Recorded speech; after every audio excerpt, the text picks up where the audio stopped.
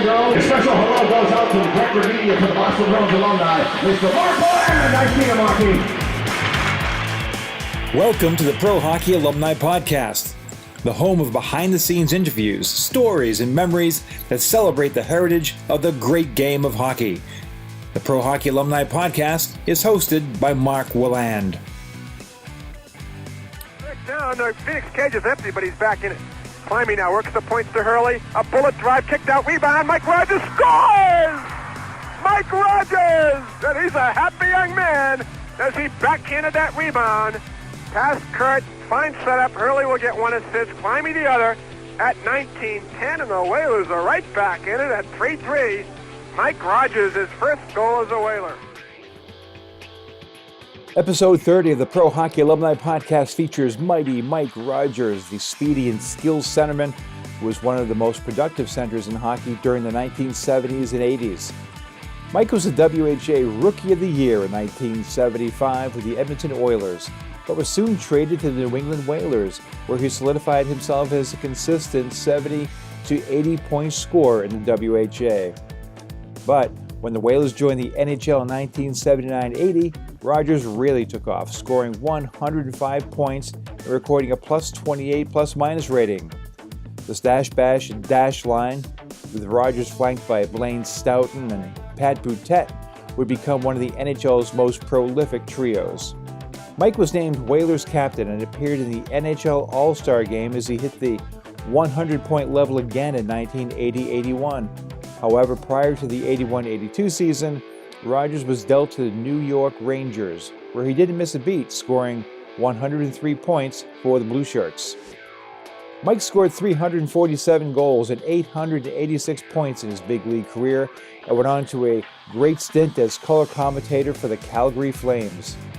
He was recently inducted into the Calgary Sports Hall of Fame.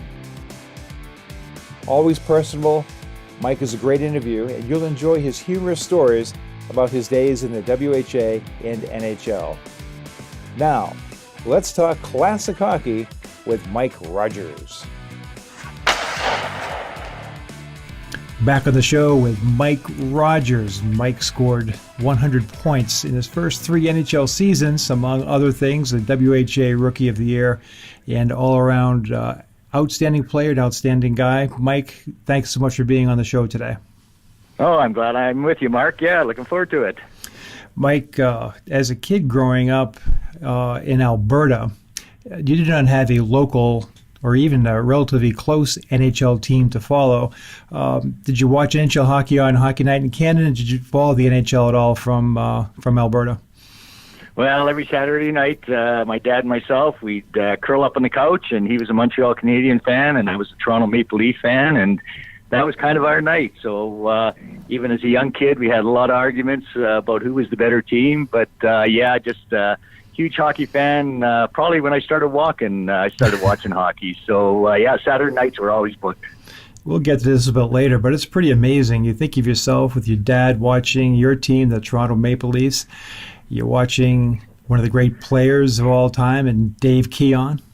And Norm Ullman, for that matter, and you'd end up being teammates with them later in your lifetime, which is pretty amazing. Well, what's cool about it too, Mark, is that I idolized 2 players when I was a kid. Had scrapbooks, cards, pictures on the wall, and those 2 were Dave Keon and Gordie Howe, and got to play with both of those, so I could call them teammates and friends. But Dave Keon, I guess I always had a connection to. Not a big guy, and just loved the way he played, his competitiveness, and just the way he carried himself, the ultimate pro. And then to finally walk in that dressing room and see Dave Keon, what a thrill for me. But as I mentioned, after about an hour, it wasn't a teammate anymore; it was a friend, and I wasn't in awe. He was just such a wonderful, wonderful guy that just made me feel at home. And I probably followed him around like a lost puppy a few times, but just great to be around, David. What I was going to ask you about, first and foremost, is you end up playing for the Calgary Centennials, which is the big game in town. And how did that transpire? Because you had a heck of a career there. How did it all get started?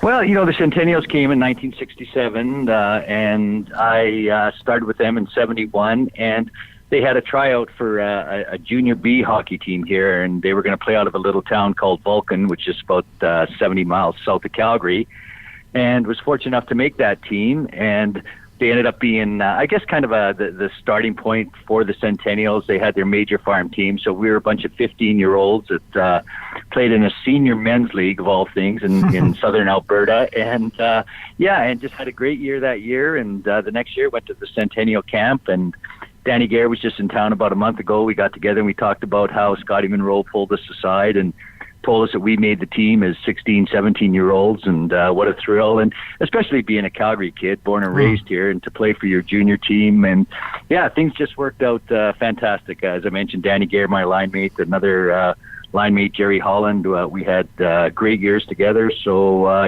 just can't say enough about the Centennials and really the stepping stone to get into the NHL. It was, certainly a special time for you. And as you said, when you think back of the Calgary Centennials, you always think of Rogers and Gare in that time frame. Also, Bearcat Murray, your trainer, guys like that. But you also had a great goalie who kind of everybody knows, but I don't think people appreciate before knee injuries came how good he was. He was a Ken Dryden-esque goalie, I guess, and John Davidson. What are your memories of John as a junior player? Well, it's funny you bring that up, Mark. They had a Centennial night here about a month ago, and the junior team, the Hitmen, decided to honor the history of junior hockey in Calgary. So Danny came in for it, Jerry Holland, and unfortunately John couldn't make it, but I was asked a question about John Davidson, and there's no doubt in my mind he is the greatest goaltender I'd ever seen. And actually, fortunate enough, as you mentioned, to play with him in junior, but also played with him in New York. And he was just at the end of his career because of those knee problems, but just an unbelievable goaltender. He had the size, he had the quickness, and he just had that competitiveness that he just did not want to lose. And as I said, I don't think there was anybody that could touch him. It's unfortunate he had those knee injuries, or he'd definitely be a Hall of Famer. You, at the end of your junior career, a great time to be a graduating junior because you have two leagues to choose from. You're drafted by the Vancouver Canucks, you're drafted by the home province Edmonton Oilers and the World Hockey Association. I'm assuming that in this situation that the Oilers gave you an opportunity to probably make a little bit more money and play big league hockey right away, whereas Vancouver, you may have had to begin in the minor leagues. Was that the case? And talk a little bit about that decision. Well, that was probably the major decision, when it finally came about. But what was really interesting about all this is the World Hockey Association draft was before the NHL, and I was supposed to go quite high in the NHL draft. And I didn't go until the fifth round, and it was a tough time for me because the World Hockey Association is still a pro league, but you grew up wanting to play in the National Hockey League, and finally their general manager called me and said, your agents will not talk to us, so we thought we'd call you personally, just want to kind of know what's going on. We know you've signed with Edmonton, but we just wanted to let you know that we drafted you. And this was all news to me. I was quite surprised. So there was some behind-the-scenes things that happened that I had no idea about. So ended up talking to Vancouver, and but when it came down to push and shove, you're right, Mark. They more or less guaranteed me playing time with the Edmonton Oilers. The money was better. They offered me a one-way contract instead of a two-way contract. So, even though I wanted to play in the National Hockey League, I chose the WHA, and I guess, as they say, it turned out well. Well, it sure did, and you get off to a rip-roaring start in your big league career. You're the Rookie of the Year in the WHA. Very productive right off the bat. And so my question is, as it often is when I talk to various guys, what's it like going from juniors now to that? Oilers were not necessarily a star-studded team, but they were getting better. And what's it like going into that training camp as a young professional, 19 years old at that time? Frightening. I think that's the best way to put it, because I didn't really know what to expect. And even though you'd had great years in junior and you felt you were ready for the pros, it just wasn't the case. And I remember stepping in that dressing room and realizing that here I am, the young kid, and there was a lot of hoopla surrounding because I was more or less guaranteed to make the team, but you still have to go out and prove yourself. And I put an awful lot of pressure on myself, made the team, but I don't think I scored my first goal until about the 9th game in, and I was so concerned I was going to go to the minors. And then just something clicked, and after about another half dozen games, I realized, maybe I can play at this level, and then it became comfortable. But I think, for any young kid going in and being the only rookie on the team, I just said, I've got to show them that, I can do this. And I think I just put so much pressure on myself that I really had a tough time handling it. For a while, and then you certainly prospered. Your goaltender during your home games that year was one of the greatest to ever play. Jacques Plante, one of the most unique personalities and people to play ever in the National Hockey League and the WHA. What was your experience like? Do you have any good memories or stories of Jacques Plante? You said it, Mark. Unique is probably the best way to describe Jacques. And what a contract he had. He only had to play the home games. He didn't have to play the road games. So, here was a team that financially we didn't have a lot of money, but we had to carry 3 goaltenders because of the contract Jacques had. But I still remember one game, and we were playing against Quebec City, and Quebec City iced the puck. So as soon as the puck is iced, everybody starts to go to the net. Well, I'd never seen a goaltender leave the net to play an icing call, and he threw it up to me at center ice. Well, I'm not paying attention. It hits me in the skate. Jacques is in the corner. One of the Quebec players pick it up, shoots it from center ice in the open net, and scores on Jacques. Well, let me tell you, I definitely heard about it after the game, and then I realized, okay, if that puck is anywhere in action, Jacques, there's a good chance he could play it. So I learned my lesson quickly. Right, and quite an innovator he was. As you said, the Oilers weren't exactly overloaded with cash. You do move into the new building, in Edmonton, the Northlands Coliseum. It is a franchise on the rise, but at the same time, kind of bedeviled by some financial troubles in the mid-'70s. The next year, 75-76, you're going along, and incredibly, now I'm a Whalers fan at the time, and you get traded to New England. What were the circumstances of you being traded? First of all, why were you traded? Anybody give you a reason? And how were you informed? And what was your reaction?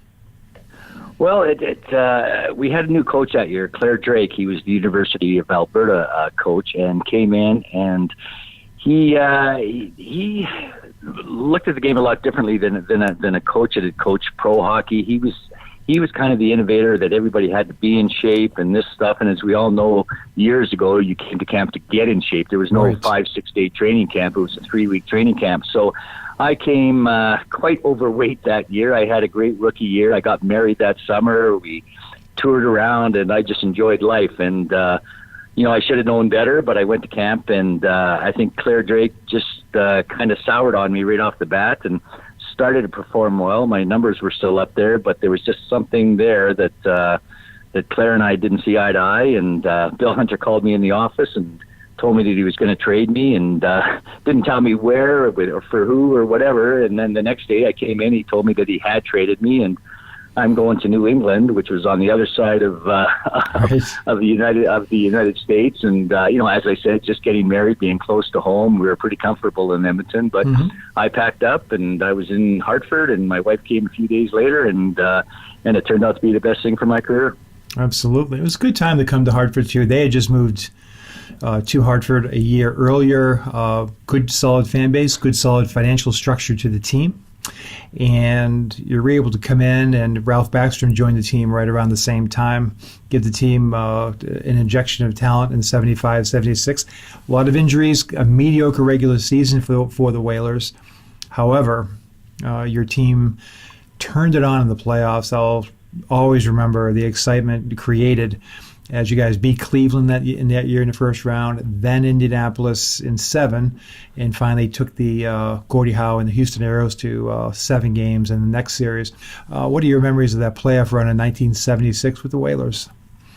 Well, really, nobody expected us to go anywhere, and and then we did kind of squeeze into the playoffs, and next thing you know, it was just kind of, I guess you can call it timing. Just everything fell into place for our team. And, it really wasn't unexpected because we had a veteran hockey club, and we knew we didn't perform well during the regular season, but we knew when it came to push and shove that we could perform in the playoffs. And to win those first 2 series, and then, as you mentioned, Mark, to play the Hows and the Houston Aeros, one of the top teams in the league, if not the top team. And did what we did against them, and it was just a great run, a lot of fun. And I remember coming back to Hartford after we lost to Houston, and they had a parade for us. Right. We were on the back of semi trailers, and the people came out in droves, and it was just an exciting time for us. It was kind of a time that people sometimes forget about it in history, but the team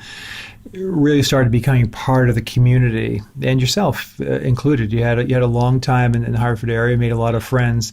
Talk a little bit about I guess just the experience of living in the Hartford area. What town did you live in? Were you out in the Simsbury Avon area?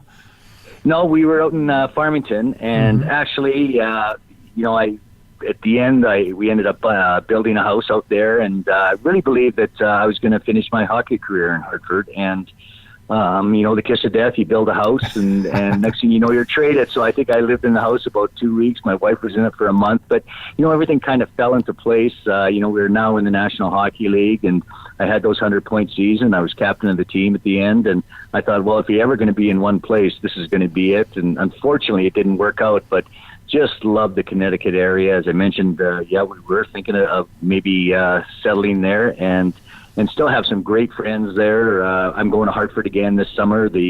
Perfect. The Yard Goats, the Right. baseball team there, has a Hartford Whaler in the day and night, so I'm going to be heading back to Hartford for that and seeing very close friends. So, Hartford will always be a big part of our lives, and, it's just such fond memories, my time there. Mike, you go into the next year as 76-77 at WHA, and it's kind of a lackluster year for the team, again, banged up with injuries. But two very interesting things happened I wanted to get your comments on. The first of all, December 27, 1976, the Soviet national team comes to Hartford, and as a fan, I don't have big expectations for the game. The Whalers are banged up. Ricky Lee's out. Brad Selwood's out. You got a lot of injuries. Dale Smedsmo's there. Jim Troy, not exactly international style players. But you guys come out and win 5-2. Unbelievable game. One of the biggest upsets certainly in hockey in the 1970s. Tell me a little bit about, if you can, what you're thinking about in the locker room before the game, what the strategy was, if anything unique, and how you felt as that game was transpiring, and you're on the threshold of beating Tretiak and the famed Soviet national team. Well, for me personally, it was kind of my Stanley Cup, I guess, the seventh game of the Stanley Cup final, because we knew what the Russians were about. And I think the biggest thing is we just did not want to get embarrassed. And right. I think that was kind of the talk in the dressing room before the game. Let's just go out and play the way that we can. Let's play Canadian hockey, and kind of, that's always been that, let's be physical, but not go, too much, and just kind of go out and play as hard as we possibly can and see what happens. And, at the end of that game, and to sit back in that dressing room afterwards and realize, we beat world champions. We beat one of the best teams that have ever put skates on. So obviously, again, a huge, huge thrill, and something I'll never forget. Didn't just beat him. He beat him, 5-2 pretty decisively. And I remember it as a fan. I lived in Massachusetts at the time, and so I didn't want to listen to the game. I listened to all the games on the radio, but I didn't want to listen to it because I didn't want to go through the torture of a 10-0 loss, and that was not unusual. Though they went out and they just, they beat the Houston Aeros 10-1 later on in their tour. So I didn't want that to happen to the Whalers. So I went up to my friend's house. We were actually playing table hockey. I was like 12 or 13 or whatever it was, but we had the game on in the background, but the reception where he wasn't great. I kept hearing these little things like, "Goal by the Whalers, Gary Swain, then Tommy Earl." And like, about halfway through, I'm like, you know what? These guys have a chance to win this thing. I got to get home and listen to it. So he lived about three. It was cold, snowy December night, and I ran home 3 miles on a dead sprint. Got up into my house, raced upstairs, put the radio on, and I heard it loud and clear. It was just great. You set up Mike. You set up George Lyle for the finale. It was over, and certainly I think, again, one of the great Whaler games of all time, and certainly one of the great WHA games too. Soon after that, We talked a little bit about it, but you make a deal with the Minnesota Fighting Saints as they go under, and Dave Keon, Pi McKenzie, Mike Antonovich eventually, and the Carlsons come to Hartford, Connecticut. You talked about what the experience is like playing with Boyhood Idol and Dave Keon. What were the Carlsons like? That was that was peak, right when Slapshot was coming out. So both obviously a couple of characters and underrated as players. But I was curious, what were they like to play with at that time? Well, first of all, they were just great individuals and, two of the nicest people you could ever meet. And really what it did for our team, and myself being a small guy, I grew 2 inches and gained about 20 pounds because all of a sudden we had so much grit with our hockey club. And, if the game was on the line, that you knew Jack or Steve could do something to change momentum in our favor. And that's just the type of players they were. And they were passionate about winning. And, Johnny McKenzie, that same type that, we all know the stories about Pi and the grit and the chirping that he seemed to have each and every game. And then you bring in such a great leader and a great player such as Dave Keon. So we were just really a completely different hockey club. We were a confident hockey team. And, when you make trades, you never know what's going to happen. But those 4 guys just kind of walking into our dressing room, and you did mention Mike Antonovich gave us a little bit more scoring power. So, all of a sudden, I think we were a team to be reckoned with, and we realized that, we were a team that could be very competitive. Mike, going into the next year, the 77-78 campaign, expectations are high because of a number of factors, most of which, of course, is Mark Howe, Gordie Howe, Marty Howe, and Colleen, for that matter, joining the Whalers organization. Gordie scores 98 points that year at the age of 50. And every guy I just talked with Don Luce, and I just said everybody's got a Gordie Howe story. So he gave me his, but Jordy Douglas, Mike Antonovich, on and on. We talk. It's everybody has a good Gordie Howe story. So I guess my question for you is, Mike, do you have one? Gordie as either a teammate or an opponent of Gordie Howe. Well, as an opponent, I never got close enough to him to have a story because I was too scared of him. But as a teammate. Yeah, I still remember, and I tell this to a lot of people, we were playing the Winnipeg Jets, and that's when they had the great Hedberg, Nilsson, and Hull line. And we were in Hartford, and they were beating us quite decisively, and I'm sitting on the bench beside Gordie, and Gordie kind of looks at me and goes, well, I've had enough. And I kind of look back at him. I says, well, so have I, but, what are we going to do about it? Well, Gordie steps on the ice. Hedberg and Nilsson leave the ice to get stitched, and Bobby's bleeding. And Gordie finally gets a penalty after he's clipped Bobby, and he complains about getting a penalty, so he gets a 2 minutes unsportsmanlike after he's cut 3 guys in a row. So he comes back to the bench, and I'm sitting beside Gordie, and I just kind of look at him. I said, Gordie, that was unbelievable. He says, well, it could have been worse. I said, what do you mean worse? He says, I only clipped Bobby a little bit because I like him. so there was the mastery of the stick with Gordie Howe, and just his passion to not get embarrassed and to try to win the hockey game. That story is funny because he could do things like that and no one would ever see it or know or what the heck happened before guys are going to the trainer's room. So you had an opportunity, I believe, at some point to center a line with Gordie and Mark, at least for part of their early stay there. Talk a little bit about Mark, who ends up going to the Hall of Fame. I consider him to be certainly one of the top 5 WHA players ever. Talk a little bit about Mark Howe.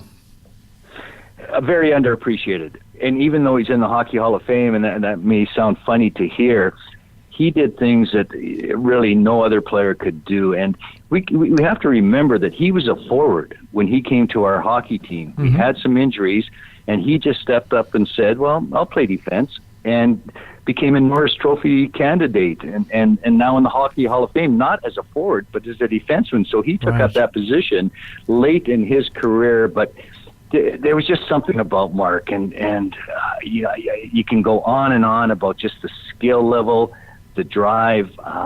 He just had that will to be the best, and he worked at it. Like a lot of times in practice, you're not feeling well, you don't want to be out there, so you go out and practice like that. Mark Howe never had a bad practice. He went out and worked on things. and just wanted to make himself one of the best players that played. And I firmly believe that he is right up there with the greatest defenseman that ever played the game. Right, and as you mentioned, I think one of the reasons he gets underappreciated, first of all, he had the 6 years in WHA, most of that time spent as a left wing, and in the early stages of the NHL. So he kind of had hybrid positions. He never put up huge numbers as a left wing, but he was so good at everything. And again, he kind of fell through the cracks because the guys like Real Cloutier or somebody would be scoring 75 goals, but in the end, I think as an all-around player that he was as good as there was in a WHA, and certainly proved that, as you said, as a defenseman in the National Hockey League. Mike, going to the last year of the WHA, a lot of rumors now start to fly about an amalgamation, if you will, or consolidation with the National Hockey League. I talked a little bit about this with Jody Douglas. As you're in there, actually, before I ask you that, I wanted to ask you one question. I always ask guys like this who played in that team in 77, 78. It's in the middle of the season, and you guys are on the road. All of a sudden, you hear, it's got to be incredible, you hear that the roof of the building collapses, and you'll no longer be playing in Hartford, Connecticut. How did you hear about that, and what was your reaction? I remember my roommate and myself turn on the news in the morning, and we had an adjoining room. I can't remember who the two other players were, but we had the doors open, and I won't use the language that we screamed when we saw this, but the four of us got in front of the TV, and we saw the Civic Center, and then all of a sudden we just saw these girders and bent, and the roof caved in, and we all looked at each other. What do we do now, boys? We maybe thought our hockey careers were over because the World Hockey Association didn't have a lot of money. There was a lot of talk about the merger, as you mentioned, Mark, and we kind of realized what is our future going to be, and fortunately, we had deep enough pockets that we were able to find a rink in Springfield, Mass, and played until the Hartford Center was rebuilt. But it was such a trying time, and I remember getting on the phone with my wife and just saying, honey, I don't know what's in store for us. I don't know if we have a future. Or maybe start packing up because we might be moving back to Calgary. I might have to find a job, but. We all the credit to Howard Baldwin and the organization that we got through that tough time and were able to be one of the 4 teams picked for the merger into the National Hockey League. Right, that 91 club, fans supporting the team, driving up from Hartford. It was a little bit of luck that you had a place like Springfield ready to go. But at the same time, the fan support, the corporate support was there, as you said, and was able to get the team over the hump into the National Hockey League. But prior to that, the WHA had been down to 6 teams at that point, at the very end of the WHA, and a lot of good young players, future Hockey Hall of Famers. The league really seemed to tighten up in that last couple of years. What was your evaluation now when you look back at it of the WHA, the caliber of play in the league at that time compared to what it would be eventually in the National Hockey League? Well, once I got to the National Hockey League, I realized how good the World Hockey Association was. Mm-hmm. A lot of people looked at us as a minor league and not a pro league, but I think, and especially those great Winnipeg Jet teams or those Houston Aero teams, I think they could have competed for the Stanley Cup and had a good chance of winning it. That's how good I thought the Winnipeg Jets were at one time. So, for me, going to the National Hockey League, and sure, I knew it was going to be tougher, and, this is a lifelong dream to finally make it to the National Hockey League, but it wasn't earth-shattering that, I never doubted myself because of the caliber that I played in with the WHA, and then getting to the NHL, it really kind of wasn't missing a beat. It was just, hey, it's hockey. You're playing, against the men that you were playing with against in the WHA and playing with. So, there was nothing to be nervous about. When you look back at your WHA career, it was a rough and tumble league. I remember Dennis Sobchuk saying once when he was a rookie, he learned never to make eye contact with some players as he went into the face-off circle. So you're a skill guy. You're not going to get in there and participate in a lot of brawling. But in your years with Edmonton and New England, you saw some pretty good dust-ups. What was what was the one you remember most? It could have been with Nicky Fotiu or Jack Carlson or whatever. But what do you have any type of a brawl that you witnessed that you recall in particularly? Well, I remember playing against Quebec City, and Harry Neal was our coach at the time. And we were beating Quebec quite badly in Quebec. And so they sent out 5 of their toughest players, Bilodeau, Brackenberry. I can't remember who all the players were. And also a player by the name of Bob Fitchner. And Bob Fitchner was one of the toughest around, but he wasn't that goon type of player that right. You know, he just kind of was if he had to be, could be one of the toughest there were. So I'm on the bench, and Harry goes, he says, Mike, I hate to do this to you, but you got to go out there. And so we put 4 of our tougher guys out there, and I'm against Bob Fitchner. And so he says to me at the face-off, he says, you know what's going to happen here? And I'm going, oh, God, do I ever? And what do I do? And Harry actually jokingly said, if something breaks out, break for the bench and just dive in because we'll try to protect you. But so I'm talking to Bob Fitchner, and he says, you know, okay, what happens when the puck is dropped? Everybody's going to drop the gloves. He says, I'm going to drop my gloves, and I'm going to grab you, and I'm going to ragdoll you, which means he's not going to throw punches, but he's going to throw me around the ice. And I said, Bob, that'll work for me. So the big brawl breaks out. Everybody's throwing punches. And he says to you, he actually says, you know, throw a punch or two at me if you want, just to make it look good. But he never threw a punch at me. And at that time, there was no charter, and it was all commercial flights. So we stayed overnight, and I saw Bob Fitchner. Went for a beer after the game, and needless to say, he didn't have to buy a beer all night. I kept buying his beer just as a big thank you that I got through that game. That's awesome. You got through quite a few games at WHA. You barely missed any. So the WHA comes to a conclusion in 78, 79, and you know, one of the themes about your career, and I think it's a good lesson, and I think it's inspirational as well, is that quite often, because you weren't the biggest guy out there, you often had to prove yourself over and over again. So it's the WHA is concluded. You have an opportunity, or there is an opportunity for the Vancouver Canucks to bring you back into the fold, and they decide not to. And Harry Neal, of all people, is the man making that decision, a decision he would later regret. But what was your mindset? Did you think you had a chance to go back to Vancouver, and did that, not that you needed it, but that light a fire under you going into your first NHL season? Yeah, most definitely, Mark. And, you know, I felt I was good enough to play in the National Hockey League. And Harry Neal, the reason I heard that he didn't think I could handle the grind, I wasn't big enough or tough enough to step up to the National Hockey League. So definitely lit a fire underneath me. And, you know, and I think even Hartford themselves weren't sure if I could play in the National Hockey League. And I signed my first 2-way contract ever, because I just, if that's what they wanted, then I had to prove them wrong and show them that I could play at that level. And things just worked out famously. I had my first 100-point season in my first year in the National Hockey League. But, you know, sometimes you get a fire lit under you, and just that motivation factor of wanting to prove everybody wrong. And I've kind of had to do that my whole career in junior in the World Hockey Association and the NHL because of my size. And, you know, almost a slap in the face when Vancouver said, no, we just don't think this guy's good enough. And I wanted to prove them wrong, and I guess kind of everybody else wrong. And as I mentioned, things worked out great. They sure did, and you sure did prove people wrong. And it reminds me a little bit of my friend and a guy you'll see again this summer, Andre Lacroix. Again, he had similar situations as yourself, as the game was changing in the 70s, and you know the Flyers and you know big, strong, you know tough, slower players or whatever were becoming more prominent. You had to prove yourself, but you jump into the NHL. So Blaine Stoughton was actually the first guest we ever had about a year ago, and talk about a little bit of the chemistry that you two had, and he had a similar situation. And you guys both produced more in the National Hockey League than you did even in the WHA. You had good WHA careers.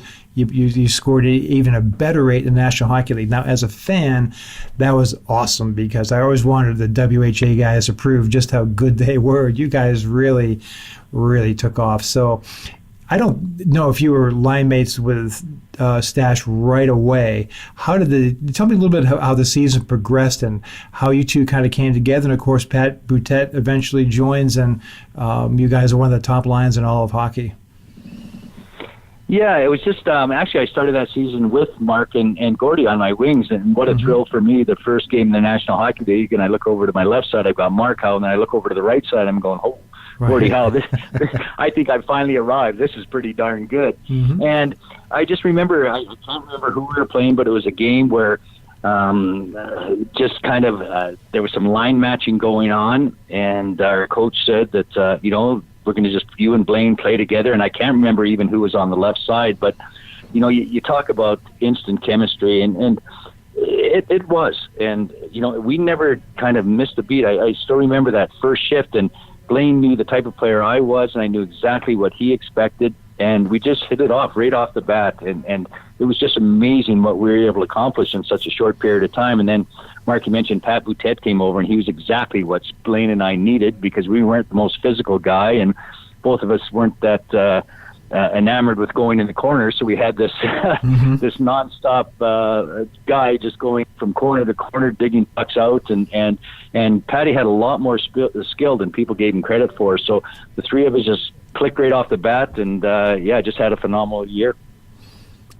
It must have been great to, as a team, just to go out there and prove yourself and WHA that you guys could compete at the National Hockey League level. And as I said, certainly as a fan, it was an exciting year. You guys had a terrific team, but things don't ease up for you the next year. 80-81, the Whalers struggled a little bit, but you are still at the top of your game. And Stashy, I think that was a year he held out a little bit at the beginning of the year.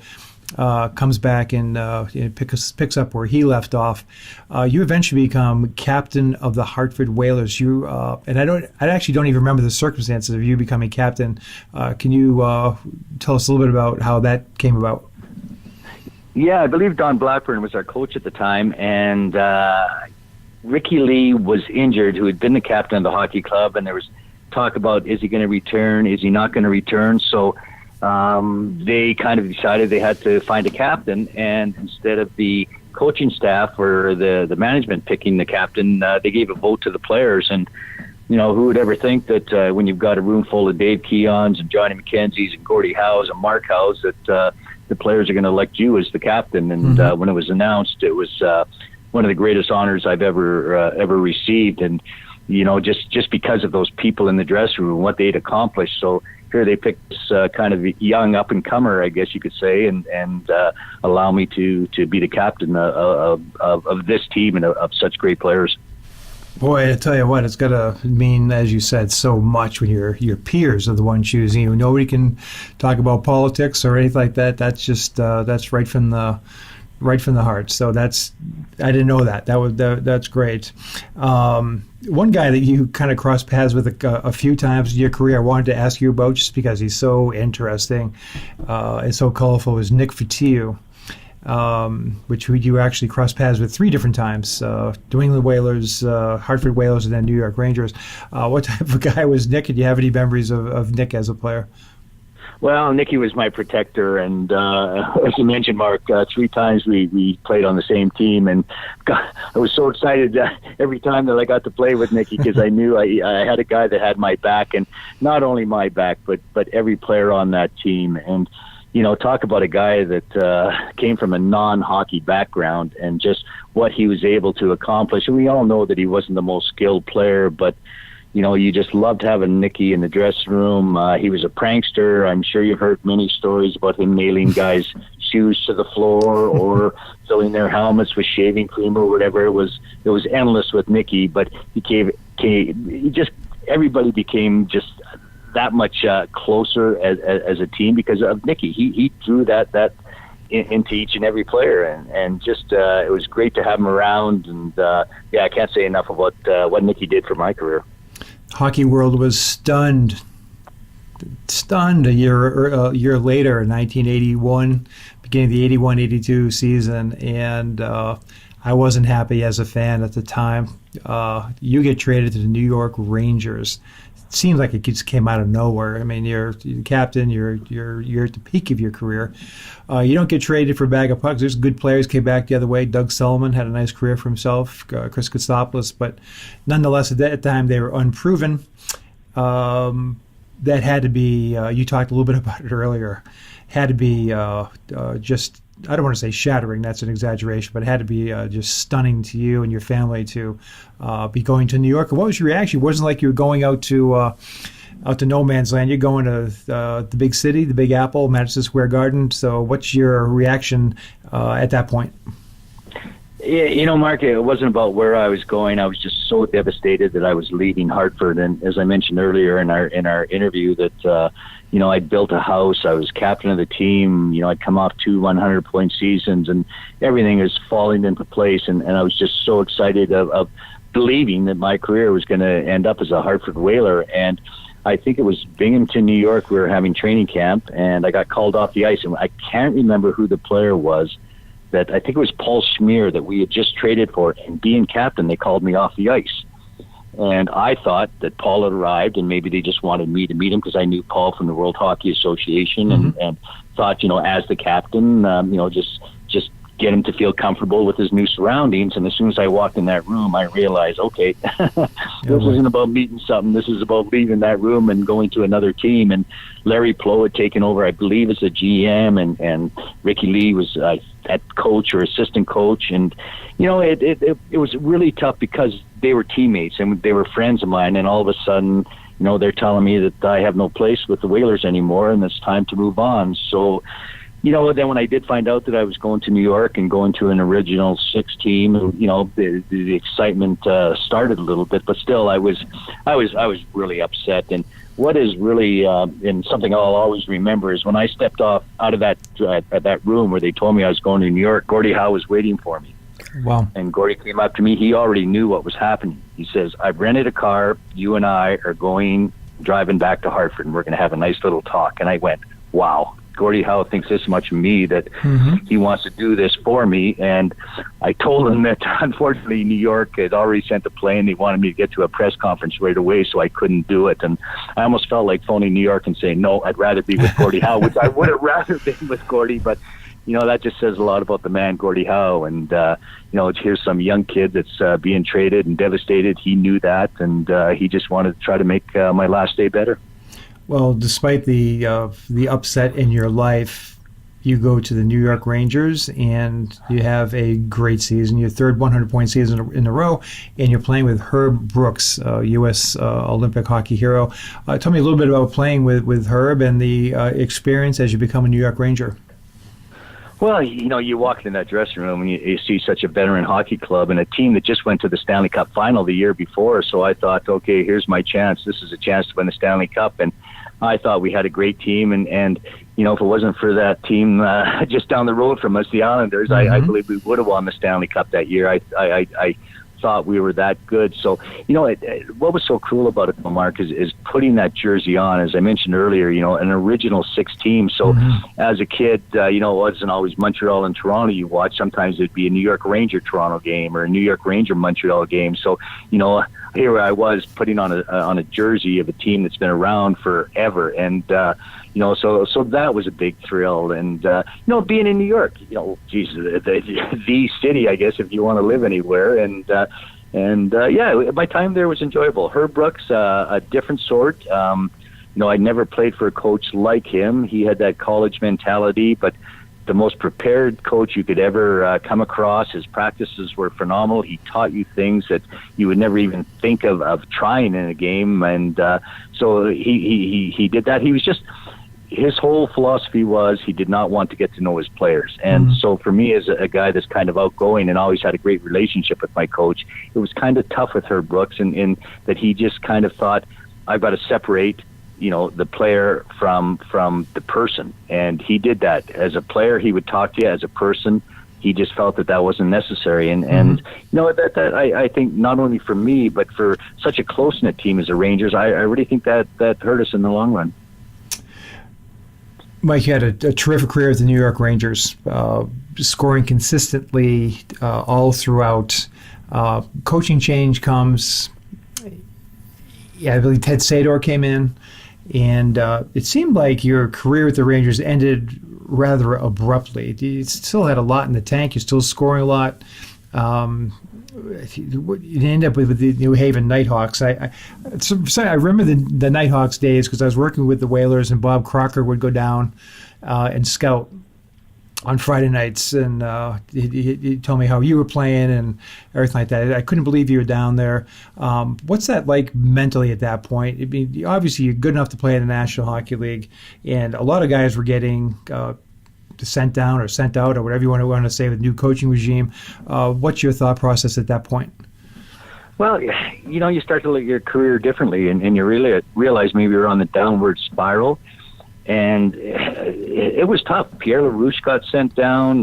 Nicky Patillo got sent down. I got sent down. And I think the organization as a whole realized that a time of change was needed. And they kind of looked at the veterans and looked at myself and the two other individuals I mentioned. I think Glenn Hanlon also got sent down at the minors. And so it was a very tough time. And instead of maybe looking at it, and I went down to New Haven and played very well, got called back up to New York, so it wasn't that I went down there and sulked, but you look at your career a lot differently and you realize, okay, how many more years do I have left? This could be the end, and a year or two later, you're out of the National Hockey League. So a very tough time, and the game was changing, and my stats, I wasn't a 100-point guy anymore. I was a 60, 70-point guy, still scoring in, 20-plus goals, 25-plus goals, but something I guess the Rangers thought they didn't need. They maybe felt they needed more grit or whatever the case may be. So a very tough time in my life. In the next year, you end up with the Oilers a little bit. Again, you're dominating in the AHL with Nova Scotia, but as you said, you're probably reevaluating your career at that point. So you went to, but when you go through with Edmonton, if I recall correctly, 86, 87, you did play a year in Switzerland. I was just curious what that decision was like, and how did you like that experience? Well, I got offered another contract by the Edmonton Oilers, and actually Glenn Sather was really good. He wanted me to go down to Halifax again, and they were just trying to grow hockey in Halifax as far as the Edmonton Oilers farm team, and he kind of offered me a job as almost like a playing assistant coach, and I thought that was very good of him because I didn't know Glenn well at all, my short period of time in Edmonton, but he saw that maybe there was something in the coaching side of it that, I could maybe make a career of. But I decided that, maybe it was time to move on, and I declined the contract and the offer, and this opportunity to go to Switzerland came about. And at that time I had two of my daughters, and I thought, well, these would be great for them to see a different country, great for my wife and myself, because I was resigned to the fact I was going to play one more year, and I had a chance to go back to Switzerland, had a chance to go to play in Italy. I could have played in Europe probably a few more years, but I realized my career was over, time to start something else. So it was nice that I kind of went out on my terms, and I knew I wasn't going to play in the National Hockey League unless there was injuries or I got traded to a team that needed somebody of looking more for skill than grit. But so I was kind of glad that it was my decision, and I never looked back. I missed the game, and I missed the game when I retired, but I was ready for it, which made it that much easier. Yeah, I always ask guys that. We had this good discussion with Jordy Douglas about that when he came back from Finland, and I always wondered what it was like that following September of 19, I guess it would have been 87 in your case, and everybody's going back to training camp, and the first time forever, you're not doing that. But as you just said, I guess you were prepared for that eventuality and smoothly moved into the next phase of your career. Yeah, it was, and it was funny. We came back, and the season in Europe ends up earlier. So I probably hadn't done anything for about 5 or 6 months, and finally my wife take a look at me and says, "Get off your butt and go find a job." And it was September when she said that to me, because she knew that she couldn't be around me if I wasn't going to a training camp, and I would sit there and mope. So I ended up just getting into the real world, and one thing I wanted to get into was sales, and so I did a bunch of sales jobs, and then I did the color commentary for the Flames for 12 years, retired from that about 5-6 years ago, and still in the hockey industry I've got a little company on the side that we're doing some pretty exciting things. So, I guess, kind of hockey was over for me, but it never leaves your blood, so it's nice to be back in it. Absolutely. And you got rave reviews as a color commentator for the Flames and the NHL in your 12 years there. Eventually named to the Alberta Hall of Fame. Most recently, you represented Whaler Nation in Carolina for the Hurricanes special Whaler night. I think you dropped the puck for the opening game. And when I think of that, and I look at it from your perspective, when you're out there and you walk into Carolina and you see Skip Cunningham, who was the equipment guy when you arrived in Hartford 44 years ago, still there, still working in the NHL. Did you have a chance to catch up with Skip while you were down there? Oh, most definitely. I saw him a couple of years ago in Hartford when the Yard Goats had their night. But I actually went down the day of the game. Went there in the morning just so I could spend time with Skip, and went through the dressing room and saw the Whaler uniforms, and I was so excited to see finally that Whaler logo again, and knowing that I'm going to see it on the ice that night, but just to spend time with my good buddy Skip. And Mark, what was amazing, the respect that he has from that organization, from the players, and just it was great to see, because he deserves that. There was never a harder worker, and to be, as you said, 44 years with an organization. And when they put the Whaler uniforms, Bob Crocker, who I got to know in Hartford also, he showed they'd stenciled in the inside of the jersey Skip's name and his first game and the year that he was with the Whalers. So even in something like that, they made sure that they honored Skip in the right way. So I had a great time with him, and I'm sure I'm going to see him this summer again. Absolutely. He's one of the best people you'd ever meet in hockey. He certainly deserves everything and every accolade that he has. It's just incredible of the physical demands and the time demands that job has. That he's been able to go at it since 1972, the very first Whaler game, and all the way now to this day too. So, but speaking of good people, one of them is Mike Rogers. We're just thrilled to have the opportunity to talk to you today and get caught up, and we greatly look forward to seeing you at the Yard Goats event during the summertime, and we'll stay in touch in the meantime. But we really wanted to say thank you for spending the time with us today. It was very enjoyable hearing your viewpoint on your career in hockey in general. Well, Mark, honored to be on your show. Great talking to you, and it's nice to relive old memories. Absolutely. Mike, thanks so much. We'll talk to you very soon. Okay, Mark, you take care. Thank you. You too. Bye-bye.